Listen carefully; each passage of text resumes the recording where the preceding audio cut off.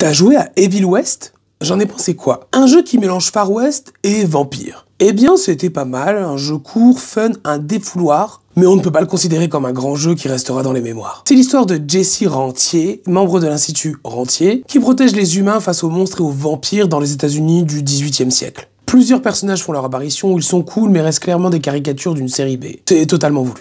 C'est très classique et peu développé. L'univers est pas mal, il y a de l'humour, du gore. On va donc affronter des hordes de créatures durant plusieurs niveaux, c'est très linéaire, on a l'impression de courir à travers des couloirs jusqu'à la fin des niveaux. Et c'est répétitif, on avance, on tue les ennemis, on ramasse des trucs, on tue le boss et niveau suivant. Notre Jesse a le droit à toute une panoplie de gadgets et d'armes à sa disposition, surtout des gants spéciaux. Il peut utiliser un grappin, se soigner, électrocuter, attirer ou se téléporter vers l'ennemi, fracasser des crânes à coups de poing, à coups de pied, toujours vérifier les jauges de pouvoir, heureusement certaines capacités sont illimitées. On ne peut pas loquer les ennemis, étrange comme idée, du coup faut toujours vérifier autour de soi pour pas se faire attaquer pendant un combo. Par contre, parfois une cible apparaît sur l'ennemi pour bloquer une attaque, pas mal. Après on a tout ce qui est armes, pistolets, fusils, lance-flammes, dynamite, toute une panoplie qui n'a pas besoin de balles, juste de temps pour se recharger. C'est vraiment fun, dynamique, très nerveux, les créatures sont variées et très nombreuses. C'est pas un jeu compliqué, c'est pas simple non plus. On pourra améliorer ses armes, obtenir des capacités, c'est simple mais efficace. Techniquement c'est un peu daté mais c'est souvent agréable à regarder. De beaux jeux de couleurs et de lumière, c'est très fluide. Le travail sur le sang est réussi et j'ai aimé le design. Par contre les musiques,